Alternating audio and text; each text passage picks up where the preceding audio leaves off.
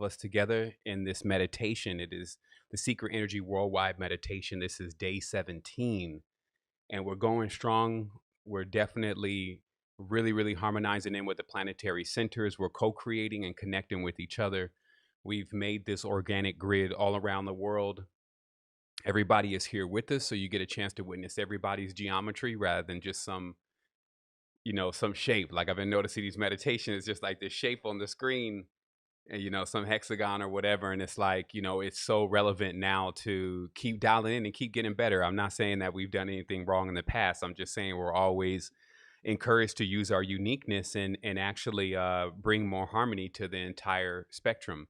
And so to me, what that means is that instead of just meditations with geometry playing on the most beautiful geometry is what's seen from the human being, and showing all of us together and showing us in presence and in unity is a powerful mantra in itself. It's a powerful mandala and design that actually projects something that is so much more meaningful in these times.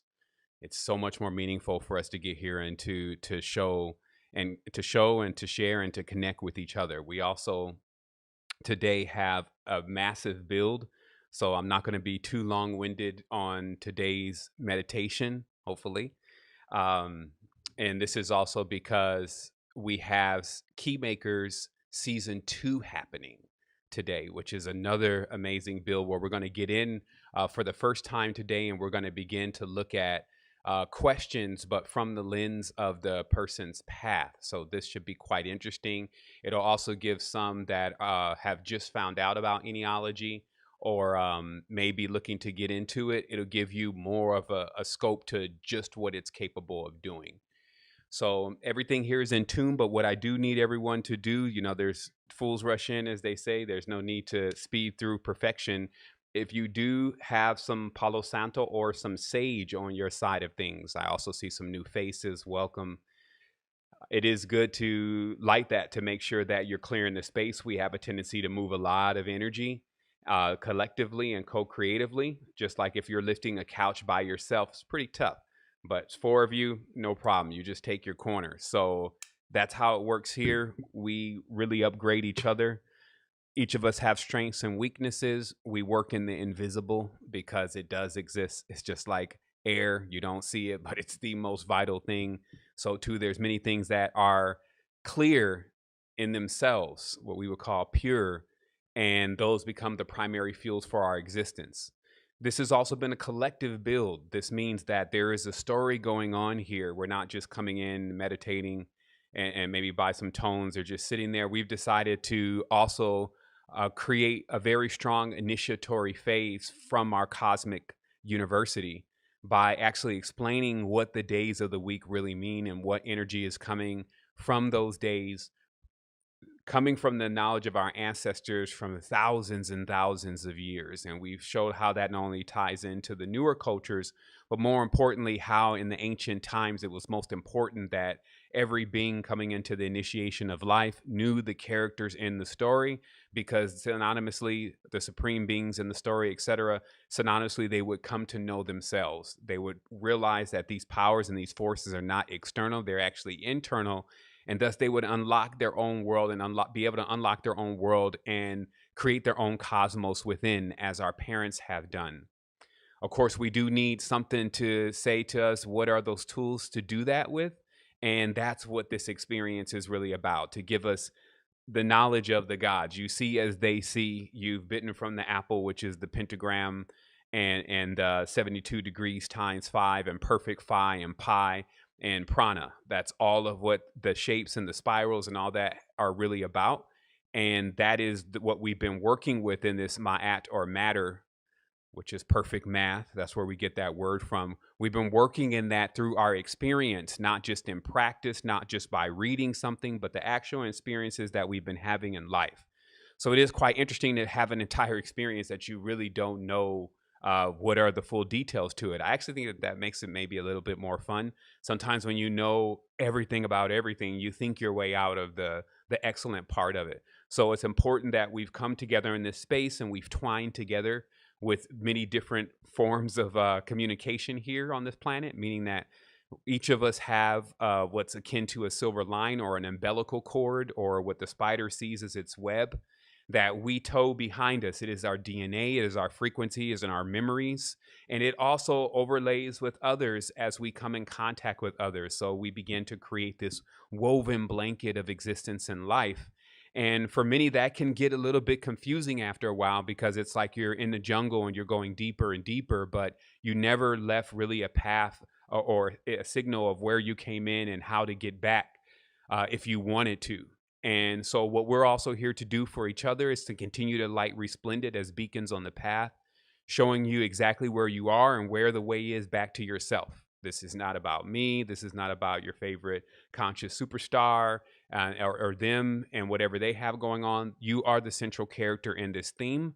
We feel personally and externally, co creatively, that if you fix yourself, you're doing the greatest thing for everybody else.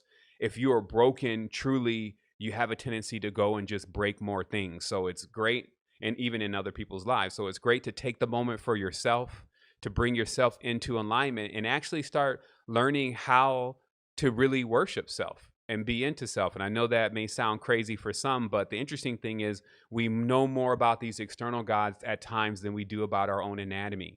We know what they want, what they eat, what they like, and all that. But for us and what our body needs, we don't have a clue. What does the spleen really need? What kind of vitamins does it really need? What kind of nutrients? What about the pancreas? So we know very little about the internal God, which is the only true God, but we know everything about this external God. So now, since the world has been given an edict of Sabbath, which means that from the higher levels of things, the higher laws that trump over lower laws, which we talked about yesterday, while it may seem to you like your corporations are desisting and up to another nefarious scheme of making themselves more money, and that's how they theatrically want to print that on the news, they've actually already been told to desist. They were forced to desist. Many of the conscious community members remember them saying this. I remember them saying this out of their own mouth. They seem to be getting confused now, thinking that all of what's happening is a part of the New World Order. It's kind of like a double pun. Yes, there is going to be a whole new world order. There's going to be a new order to things. In fact, that order is going to be more in the original place of what it should have been before it came into disorder. But the first thing is that there must be a desisting. Like in the court of law, they tell you cease and desist. So stop. And now the world, because we've been spinning on this energetic wheel, this fake chakra called industry and capitalism, etc., when that has been told to desist or stop, many have been like, whoa, that's like stopping on a merry-go-round that you've been on for like a long time. And now that it's time to get off, some may be a little disorientated, a little dizzy about the world that they built. And so what we're here to do is we're here to bring stability. That's what a lot of these words like foundation are about and grounding is about. Because when you get into high levels of meditation, everything starts to spiral. That's why sometimes you even start rocking back and forth as the chakra field picks up. And if you do step out in the wrong direction, you actually get an inertia of what feels like being dizzy. And so this dizziness or this worldliness, if you may, is a common phenomena of going through the experience and trying to come to grip with what it is that you want to have in this experience, what it is that you want to do in this experience. Your chakras, especially when you're a child, are so open that every single thing that you engage almost on the highest level of what it could be. So even just a little inanimate toy becomes a character. It starts to talk. You know, it has a name. It has a place at the table. So every single thing that you're interacting with, you're interacting with in a hyper way. And that is, of course, because your senses or your centers are completely open. And of course, you're way more in gratitude and appreciative to the experience. But as you get older and as that starts closing, literally, these are clothes that I'm wearing. It is something to cover the chakras. As I'm closing, now I'm starting to perceive less and less of the reality. I'm turning down the stimulus. And many need that because they have become so overwhelmed by all the talking, all the smelling, all the seeing, all of these things that are coming in and bombarding in the world. That's just the way that it is. They learn to turn that down using the governors of the body. This is very similar to when you're tuning an instrument, as we have organs. You're tuning the organ and you're tuning it down. This command actually goes to the thymus gland also. The thymus gland is even told by this consciousness that you have, I don't want to see these things. And you start to dictate what it is that you no longer want to see. This is also how you're able to curve out or block out other things that are also in the reality that are like in what I call in the corner of the eye. This is how you can begin to neglect and get rid of the awareness of even the place that you're standing on and its possible importance to you, like what you're eating from, the earth and all the things that are around you. And then as you, what some would see as focus the lens more on something specific, it may be your high school crush, all your energy starts to go through those smaller portals and ventricles. This is the ebb and the flow of life. We breathe in and we breathe out. There's nothing wrong with this. But in the times where we see that it is time for us to actually find that middle point, what I call the micro breath, the part in us that realizes that we're actually beyond life, we're beyond the yin and yang, we're beyond the vibratory frequency. Now we must make the journey back home to self. And on the path, as we trust, we have guides on the path, actual guide stones that have set the order of how to return to self. And what we also did, and what our ancestors also did, is they left us secrets, clues, and mysteries, mostly inside of us. It's like what a funny situation when you're going outside to look for something that's inside, and then that's all part of the lesson and all part of the journey. But our ancestors hid the secrets and the mysteries to how to get in and out of matrices, which is basically means a mistress or one who is in the process of courtship.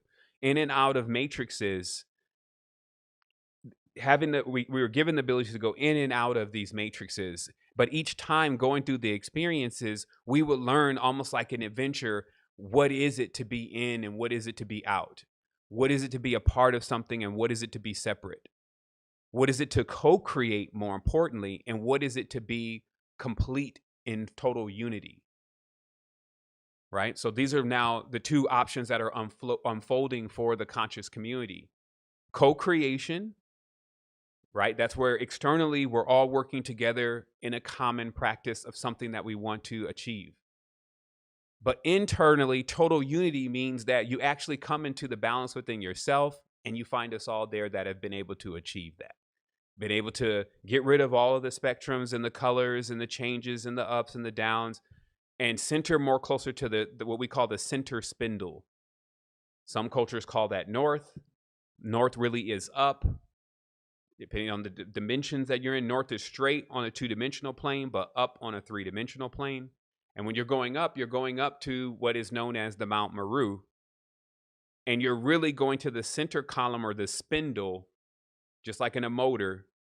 You're going to the spindle where all the power really is. It's also very calm. There's what we call the center of the gap there, where there's this space. It's like the gap in a spark plug. It's where all of the power is. And we learn about this power through the north, south, or zigzag aspect of going through this process of knowing who self is, because it can be overwhelming. It can be a steep climb. It can be shocking to actually come into the awareness of yourself.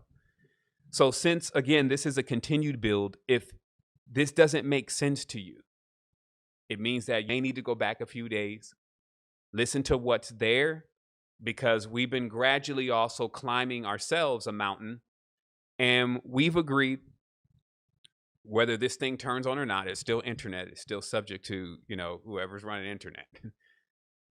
But still, whether that's running or not, that every morning that we would come into this space, this is 7 o'clock Costa Rica time, and we would do this meditation that was for the entire world, which synonymously for us is the entire cosmos.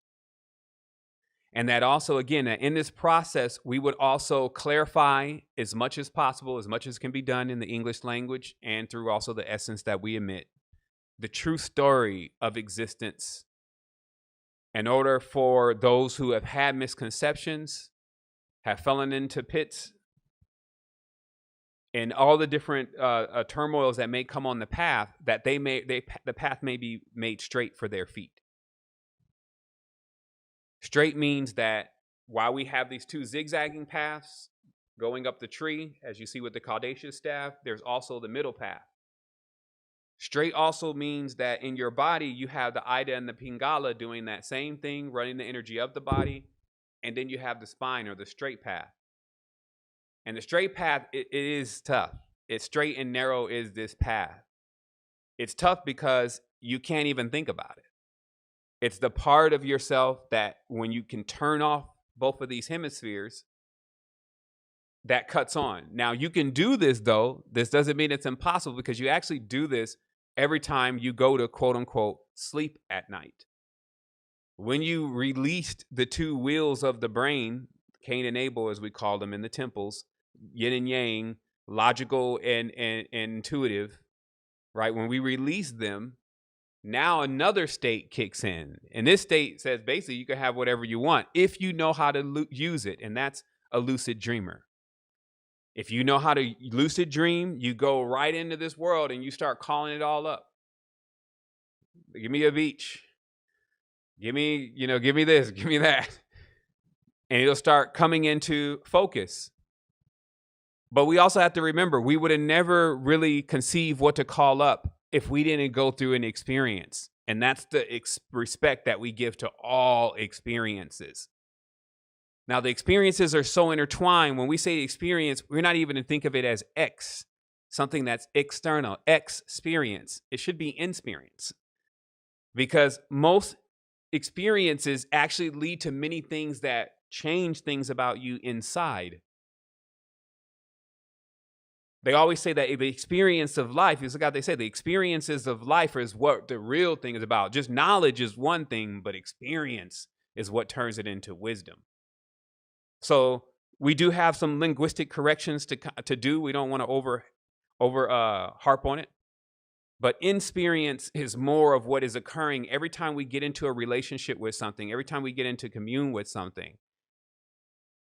And so what the message is about today is actually how to make sure that we're choosing great leaders. But we're going to move this word leader because leader is actually a reference to lead. And in this case, Saturn is the planet of lead, and Saturn thus is leading that aspect of things. So we want to go even to words more of like, even look at the leader. So that's Saturn. Judge, which is Jew. Jew is Jupiter.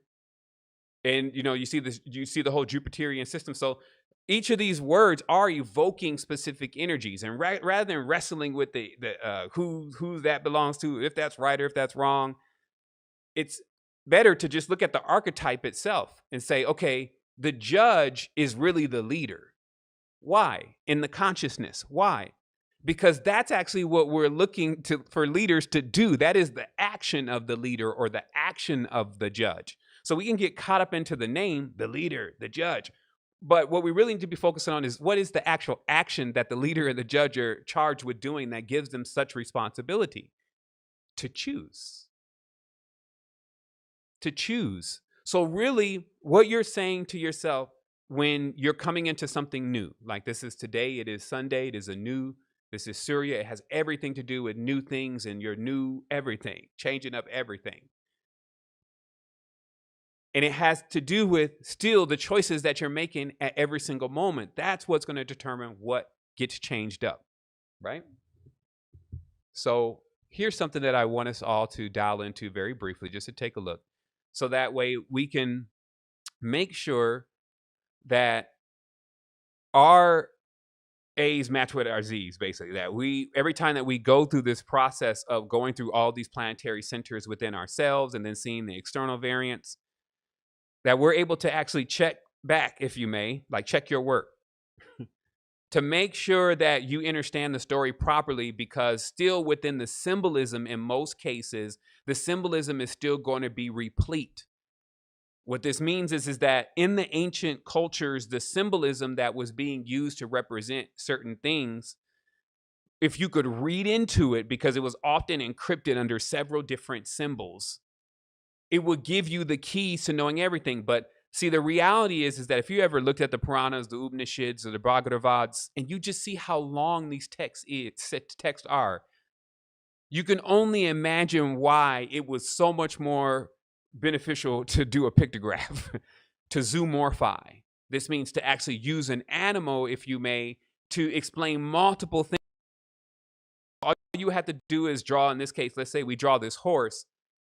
And this horse means so many things. If you understand horses, if you understand how they function, how they actually even like to be trained.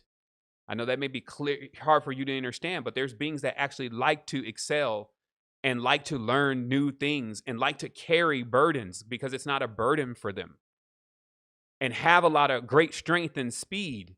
So all of those different archetypes, if you may, would be put into a symbol to give you a grand idea of what was being expressed. Why, if there was, let's say, some kind of picture or statue and they told the person to meditate on it or to think about it, and then they would be enlightened or something would come to them, they were really speaking more of that if you knew the meaning to all of the symbols already, and then you sat in on one of these, these images, you would actually come into even a greater level of awareness of what you already knew by seeing what the artist, who was also initiated and could not even shape, form, or fashion something if he was not or she was not initiated into the mysteries of themselves, would add a little bit of something extra even that you would be able to read into deeper.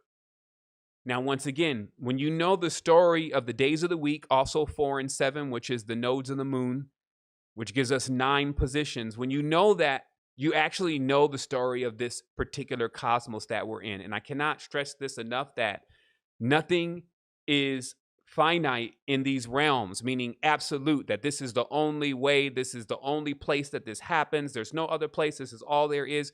When you get into all of that, you're into folly. In vibrations, it's virtually limitless with how many different variants. We're talking about specifically the code or the telephone number to Earth experience right now, that it is working in a specific order.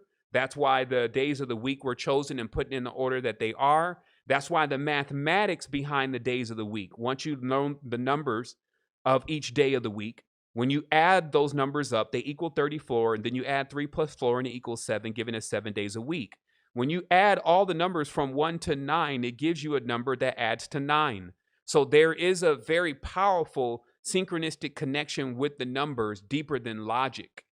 It is Ma'at, which was actually seen as a feminine goddess. So once again, we find an ancient mother. We find that even the things that are often ascribed to being masculine are often feminine because of different misconceptions that have happened within the new occult dogmas that have been brought forth. However, I will say that every time someone drew a female energy, they didn't actually mean a human female. There is an energy behind the eyes of the female. There's a female whale. I always have to bring this up because it does sound like, rudimentary kid stuff, but this is what makes it click. There's a female whale, there's a female dolphin. So when we just draw a female woman, we're doing that because we're humans. So it works better for us to see if we could see what the femininity is inside of a picture of a woman. Versus if I drew a female hippopotamus, you may have a little hard time unless I put like a pink bow on it or something to realize that this is a female hippopotamus. But what we're really talking about is we're talking about the divine feminine. So when we look at this image here, which is Surya, okay, so this is let's say that in the Hindu tradition, this is the image of the sun. Now, bear witness still, though, that from all the way from the beginning of at least the Olmec Mayam, possibly even further back than that, the Lulu, all of even some of the Igigi, the Nagas, etc., we're all tied into a specific system, and we're aware of a specific system that has morphed over time, especially as new languages were created, such as Sanskrit, and caste systems were put in place. And then there was even a shift to where the woman was then put on the bottom and the male was put on the top. Like people see Brahma or the highest as a male with a white beard, when from the conceptualization of what the masculine energy is, it never actually enters into the creation except for as a creation. So anytime before that, then it is not actually a conception at all. It is what we would say is unmovable. So the idea that the highest aspects of things inside the physical reality is a male is just like putting the 1 before the 0. And we talked about this. one does not go before zero. Zero goes before one. Even computers cannot work starting off with one and then the zero. It's zero, then the one. So what we're saying is that the womb is first. It's the whole. Everything. That's our word whole. That's why we use wholeness. So even statements like we are all one, actually we're all zero. There's a constant pun in this language to move a person one digit over. So they'll just be one click off of the truth. So the whole is first, and then what emerges from the whole is the one, and then creation begins. Now, this gets linguistically disturbed right away when we say the son in English, we see a boy. And right away, the folly begins. You begin falling down the ladder. Because, first of all, there's no dynamos at all. The sun is a dynamo. It's pushing off force and energy. Trees are collecting it even on the leaves, like solar panels, and putting it into the bark. Facts. So if something is pushing off energy, it actually has to have three poles. It has to have a positive, a negative, and a neutral. Or else it cannot generate. That's basic electronics, basic mathematics, right? And basic thermodynamics. So now if we look at then this image, what we see here, and I'm going to blow this up just a little bit. Let me bring it a little closer so I can mess with it. So this was still replete so far that Surya is not depicted as a male. Surya is depicted as a mother. Now, what happens here is that just the awareness of ancient knowledge lets you know that all sat in darkness and then conceived. And once it conceives, that conception is what we call the divine mother. Okay, so the all is not a male. The divine mother is what created the male. That's why you see Mary holding the baby with the baby boy, which is actually synonymous to her husband. Because if there's no other beings being created and the mother creates first, that means even the children that create after that are creating from what was given and through the mother. Now, to us, because our minds are perverted, that seems like some kind of perversion. Yet in the reality, they're rife with perversions. But this maxim of truth is actually pushed off as a perversion in itself. When it's really, if you don't realize that the mother created the son became the father and created through the mother again ad infinitum, then your math is off. And then on top of that, one is not capable of grasping the origins. And this is why when you see the divine mother here, she's spinning the cosmos on her finger, which is the as above. And then she's also got the conch shell in her hand, which is the as below. Because the conch shell is synonymous with the realms from sea level, right? Why does water congeal at sea level? That is the beginning of the underworld. Now, I think we have we're afraid of the underworld. We're afraid of the underworld just like we're afraid of the deep levels of our consciousness. Is it something to be afraid of? I mean, all this bioluminescence, all of these beings, all of this squids and slime and warmness and all this stuff, is that something to be afraid of? If you haven't been there before and you work on fear, possibly. But when you think about these underworlds, vast beings, larger than whales, squids with huge brains, like whatever they got going on out there, I'm sure they turned it up quite a few different levels as far as what is capable of being done. But even that realm from the cosmos, which is the stars, and as we talked about before, that always the ancestors saw the ocean as space, and that the lights that we're actually seeing inside of the ocean, the lights that we're seeing inside of space, are a reflection of the large beings that are inside of the ocean. Okay? And as the template works, it also is a reflection of the beings that are actually inside of us. That's the holographic projection, that everything is still within the singular being. So my organs, my pancreas, my heart, my brain, all of these are also synonymously connected to other organisms that have variants of these same things, which actually all break down to chemicals, bonds, neutrons, etc., periodic table elements, etc. but it extends throughout a vast level of creation that we're not even here yet. Like just a little scathing of this little nail, pinky nail right here is about how much we began to experience. So truly the glass is not half empty here. However, you do need a map in this. Now, the map is not the terrain itself. It can only serve to assist you in knowing where you're at and where you need to go. But it is not the journey itself. So it is still something that you're going to have to go experience. You're not spoiling it for yourself because now you know the great mysteries. You're just getting yourself prepared to actually be able to respect your own existence and your own life and what you're actually going through, especially as you, in learning these codes and symbols of self, start seeing them all over the place in your life. And then your eyes are open, not to what is new, but what was already there. There's already a surprise waiting for you. Now, also there needs to be some demystification, because this word sur does mean snake.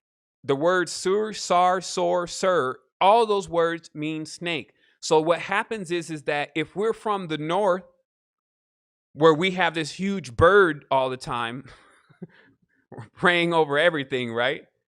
This is what happens. This is, again, how, like, let's say, for instance, the cultural prejudices and cultural racism has divided the bird from the snake, or the dragon from the phoenix. Because you have what we call a snake hater. This is basically anyone that feels like snakes are personally the enemy. And then we have bird lovers. And these are those who feel like that anything to do with birds is the most highest, sacred, purest, everything, right? This is indoctrination. Preferences through two family lines that are more like Montagues and Capulets. You need to figure out the Romeo story inside of yourself and realize how to unite these components and not polarize yourself with one or the other. Now, to be very simple, if you ever witness here snakes or birds in nature, then you get the point. While you see snakes as being poisonous and venomous, when that super taloned osprey is dipping through the air and that little mouse is running on the ground like, boom, there goes your nice, beautiful bird right there doing the same thing that the snake would be doing to sustain itself. So as we dig into the chasm of the consciousness, we also have to be aware that there's these sub-programs that are running that they're like channels, like channel locks in many ways, to get us to steer our consciousness in one direction or the other.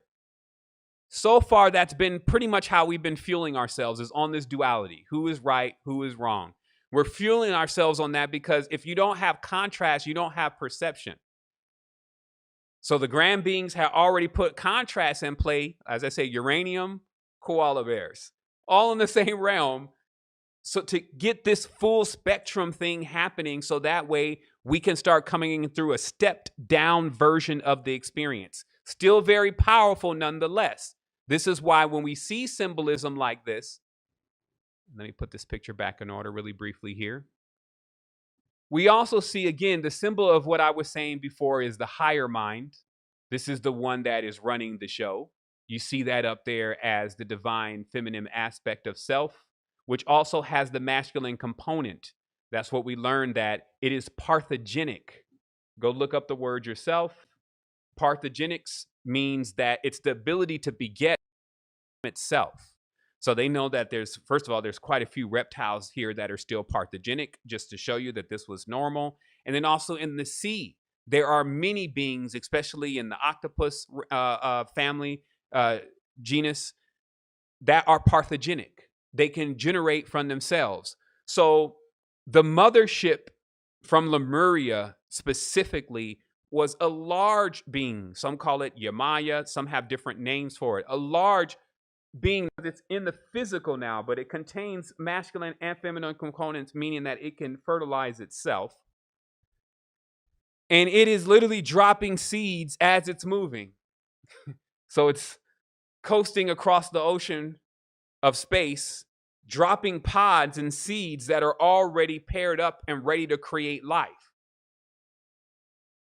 And this is why what alchemical work is alchemical work is, even if you look at certain conch shells, you see this in George Haeckel's Radiolaria.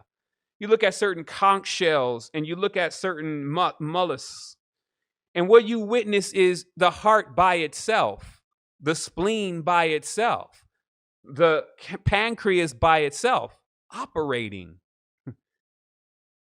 In the ocean, what we call a brain is just floating out there by itself, just a brain, none of the other organs.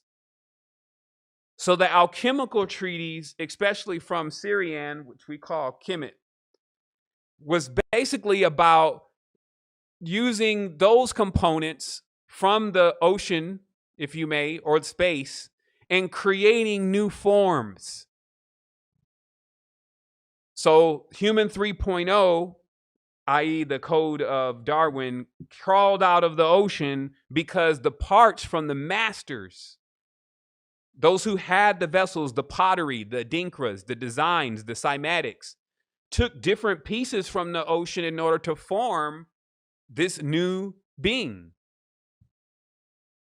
And so deeper in symbolism, when they show your dagons, when they show your mermaid, they're just really, again, doing a bad explanation of where is the origins of life truly from. Why do we always go looking for water and something living inside of water symbolically to determine where life is? Because that's where life is now and where life has always been. And just like as you go in through as a child, you are now inside of your mother's womb, you're in water. And just as when you come out into this space and you think you left your mother, and we laugh about this, you're now inside of your mother again, a massive envelope of water. Turn on a distiller or turn on a dehumidifier right now, and you will pull so much water out of the air. Just because you cannot see those little droplets, it doesn't mean that they're not there.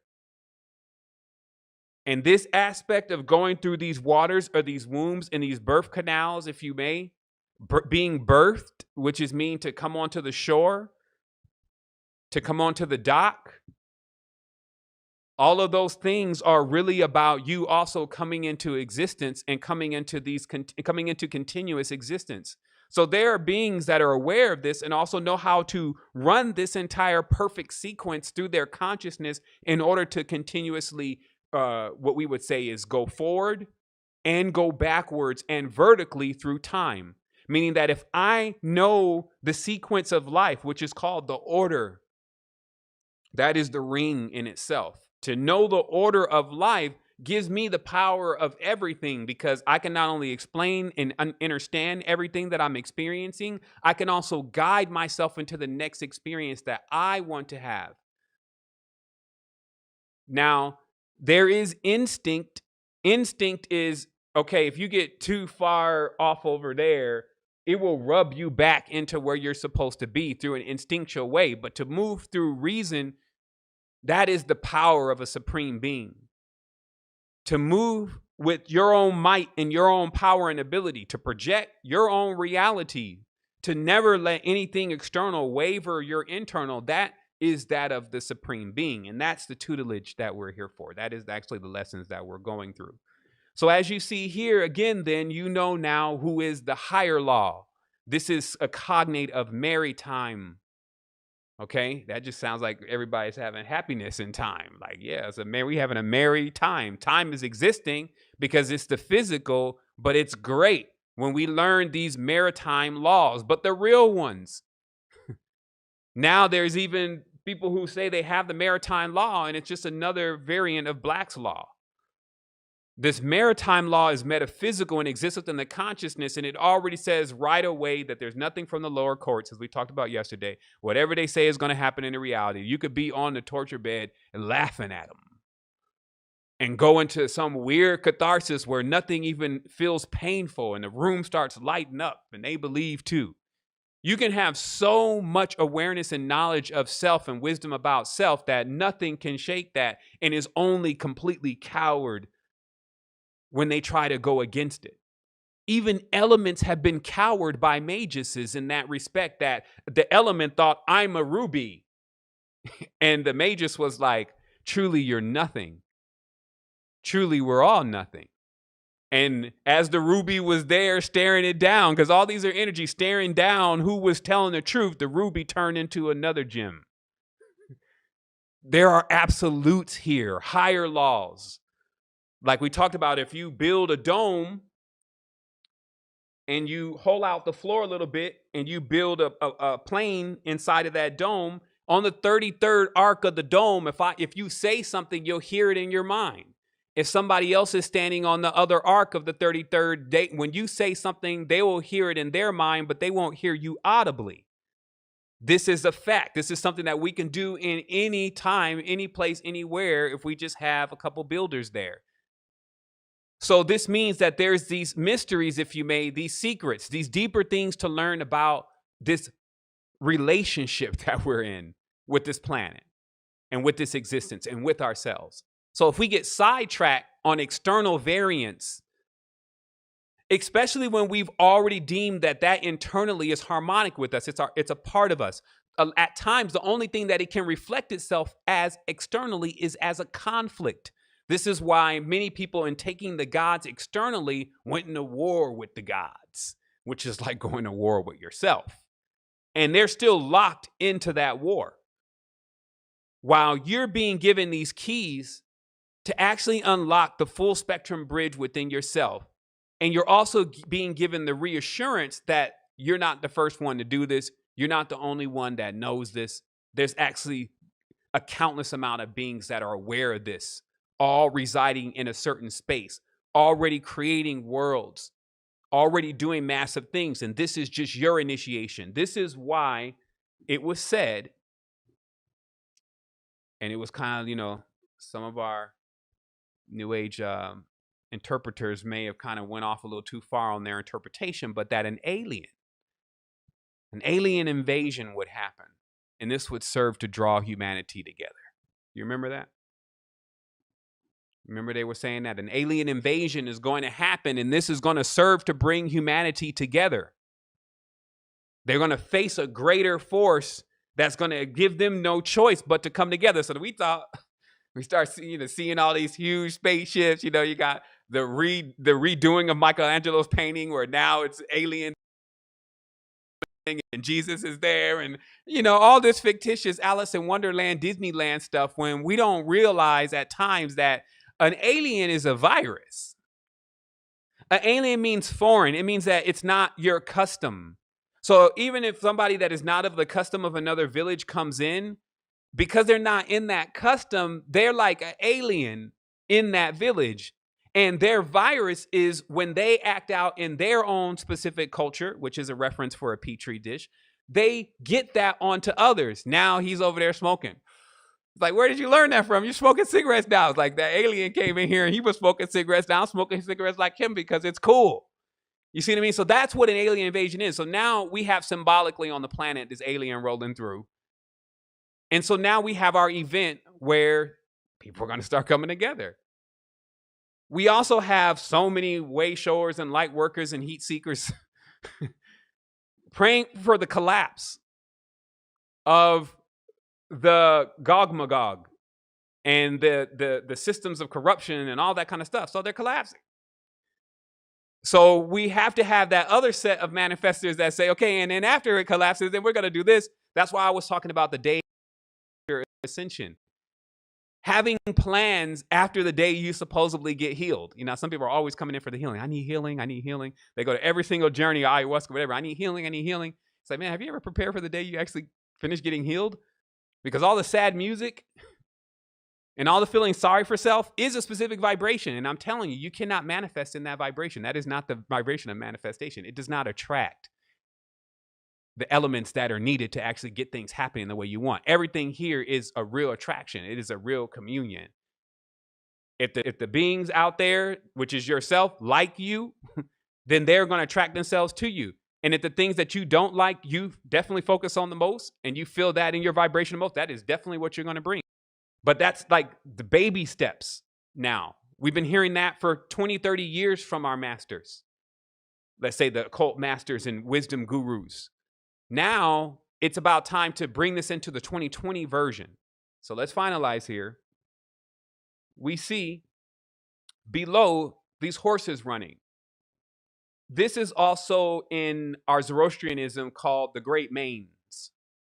The Great Mane. Now, they say, in actually towards the end of Zoroastrianism, that the manes got out of control. And that because they were so powerful, that this caused and ensued lots of disasters. And then they go into these whole stories and these sagas. But really also what they're saying is that if anyone loses control over their organs and the magical powers within the chakras, man, it's the power of a planet, but out of control. So this is why you have what is known as the charioteer. So remember the Surya aspect, which is all the way on top, that's the top of your conscience. That's the higher law. This is seldom pinged. It's sitting on its own throne, meaning that the thrones are symbols of the actual composite of the world. There's only one throne. So anytime you see two thrones, we're talking about. Okay, so Surya on the top is sitting on a throne already, so that is isolated, and only the matters there are the deepest matters of life, the cosmos, the spiral, phi, creation, geometries, all of the sacred cut, all of that is that's higher law, that's maritime. But then the charioteer, because nobody is micromanaging here, that's why you have to learn how to put things that you even think are negative or just proper place, put them in their place. Some of these beasts are very powerful. They run havoc in the mind, but they work great as feet. But they need to be trained. This is how the consciousness actually is functioning. It's wild, a rough cut stone, until it's shaped, formed, and fashioned. And then it can catch all spectrums of the light. Like a trillion cut diamond shines brighter because it's catching more of the light. So that is the training that you go through when you're exercising. Now you're exercising these organs, and these organs, as you're seeing here in this image, are these horses. These horses are the planets. These horses are the days of the week. This is why there are 7 horses here. And then what you have seated, because this is the charioteer, you have now the ability to command these powers. And without being, exhaustible on this topic, because we will go ahead and get into today's meditation, which will be about, actually, since this is something new that is coming in, we're now choosing a new leader and judge inside of ourselves. We're learning more and more how to even do that for ourselves and what that really means. We're starting to become great custodians of our own power and our own energy and seeing how it works.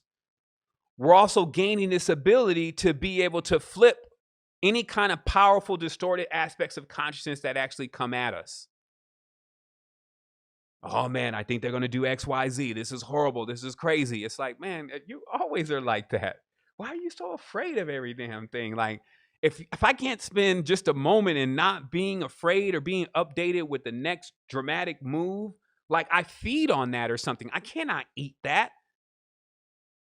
Tell me something amazing about myself. Tell me, because surely none of this could have had continuously gone on, especially in anything like a loop, if we didn't already have figured out what's happening right now. And this wasn't all not a part of a catalyst to get us to the next stage. We would never be here in the first place. If existence had an end, we'd never start in the first place. That's how you answer paradoxes like the unbegotten, or where did we ever come from? We started from nothing. So the end does not exist.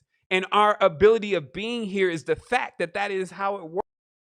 And our also ability to not understand that keeps that safe. I'm glad we haven't figured out where nothing comes from. We would probably try to unseat that too. But the sheer existence of who we are, it's like, well, where's that come from, mommy? Well, where's that come from, mommy? Where did daddy come from, mommy? Mommy, where'd you come from, mommy? And where did that come from, mommy? Have you ever done that before? And then realize that, whoa, something had to come from nothing. Facts. So there is no, that's the tying in of it. That would be the paradox that would solve death. And we live it as a fact. So life confirms death. So do you see the power of the contrast? Life confirmed death. So we're even saying that beyond life and death, there is something. And that's what I realized. I've had times where, like in some of these journeys, you lose your life. And then you realize you're still back there. I'm like, man, you still back there? Like, yeah, I'm still talking to myself. Who am I? Oh man, where are we at? I guess we're inside. But somehow we're still here. Where is here? And then as you start playing around with that a little bit more, now all the whole reality starts coming flooding back in. Boom! Like it just all loads itself. And then you're given this, and then you get this name. It's like, oh yeah, I'm James Bomar. Oh yeah, I do a secret energy. Oh yeah. I start, and it just all starts loading back again to prove that we do exist outside of this framework and we are conscious there. So as I said before, also, we are coming into Earth. Many of us are coming into Earth to assist the situation that is happening here. We're not trapped here. They didn't close it in around us. Not claustrophobic being inside of a womb. It's an enjoyable place. But I'm here and you're here for actually something. Most importantly, holding space. It's the most important thing. Your vibration, your frequency is for sure something. This is why you can even be happy, because holding the vibratory spectrum called happiness. A lot of our First Nations or indigenous tribes, as they call them, are doing that. They still live that simple life. The family's all there. They're cracking jokes, having fun, even though there's not lots of this stuff called money. And they're still holding that vibratory frequency and spectrum, so that way when we come out of VR or wherever it is that we actually are now through the Western suggestions, we can still know in our core, in our heart, well, I just wanted to be happy anyway. I just wanted to be, like loved. I just wanted to have that passion and that pleasure. And, without the drawbacks of the entrapments, we know what we want. Now in the higher mind, that is how we get it. And we utilize these energies and forces, which this is factual. No hocus pocus. You're not going to bow down to an external version of self. How could you even do that? Like when you look at ancient books, how did Jesus write his own name so many times in the Bible? Imagine me writing the Bible and then I'm writing in my own stuff and I'm putting my own name and I'm concluding the prayers with myself. How does that even sound? Like in James's name, this is how things are going to be done. That didn't even sound right. So we're able to demystify completely that all this external action and all these external stories have been no more useful than Disneyland at this stage. Now where we need to be is we need to know these symbols. We need to know these archetypes, also not as enemies. As we went through Saturn yesterday, there's a lot of tension there, always there. Instead of realizing that power within self and how you can come and actually put law and order within inside your own consciousness in your own body.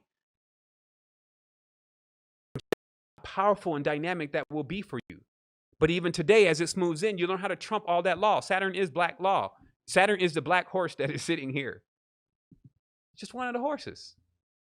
Even the charioteer trumps black's law, let alone the maritime. So we do have ways, and these ways are exact. This is what's most important now. Now I'll say this and I'm done. Precision. See, when we start having all this equipment, like you got these 3D printers, you got this. The cheap stuff, it has no precision. It cannot get you within a micron or within a millimeter, just 1 millimeter in precision, a micrometer. It cannot do that. It's all off. Every time you print it, you get something different. It makes it impossible to actually do a consistent run. However, the more expensive it got, the more the precision dialed in, the greater the craftsmanship. I see that as symbolic. The more you start really, instead of being all haphazard with the knowledge, just saying what Muji said or whoever said and just redundifying that, to truly know it, to actually know the symbols, to know the archetypes within you, creates this precision to make your worlds exist. Because the secret is imperfection is generally aborted This means if you don't know the order, you put the yin before the yang or the one before the zero. And then when you try to create something, it just doesn't turn on. It comes back void. Okay. So if to learn the world or to learn the word that does not come back void is to know yourself. In the beginning was the word, and the word was with God. The word was God. You are. That's why the front door of any lodge or temple is actually the back door. Facts. The front door of any temple that you see, Masonic temple, is actually the back door. Only the entered apprentice is allowed through the front door. This is all symbolic for that. You are the only one that can actually get into controlling your own consciousness to the highest degrees. By taking the laws and the rules in which your ancestors laid down when they built this temple. The template or the temple is already set. The bounds and the pillars are already set. This is the gift. Now you have to inhabit it. And that's why we said before that when you come to the planet or into flesh, like the descent of Inanna, you lose all your powers and abilities. So that way you can see what they're all for.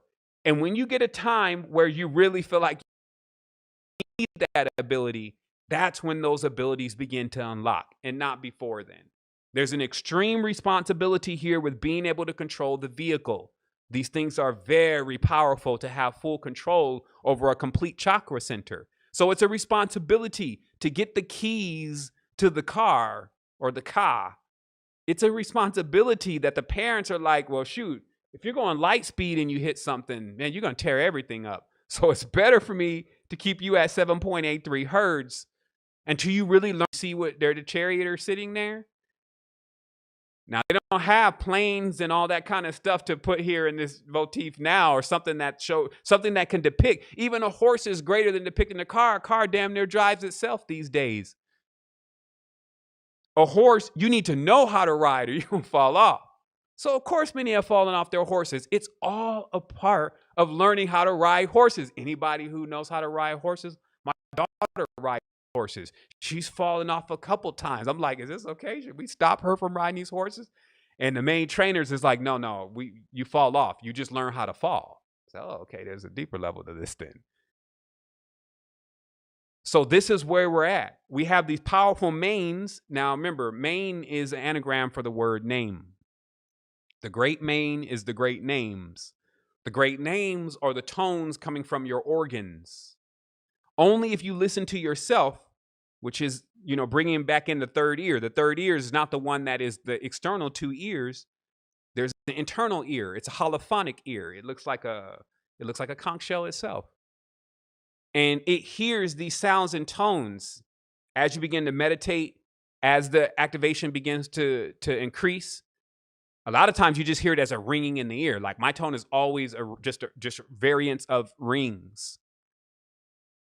So then you can actually feel yourself. And this is what's going to give you the encouragement. This is what's going to give you your own ability to not only motivate yourself, but also to find your way into the current.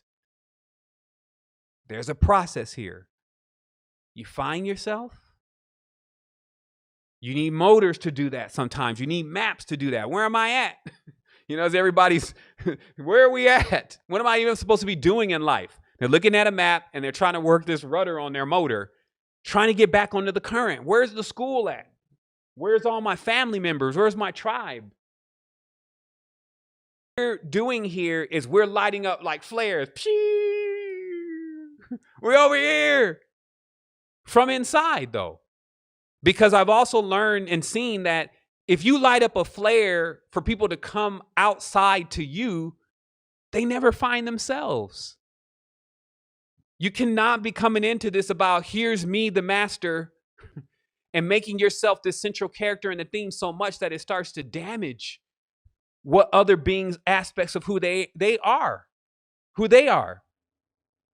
So that's why the pretext and the context around today's build was just so that everyone become aware of how to choose your leader, how to choose your judge, but most important to realize that it has everything to do with choice.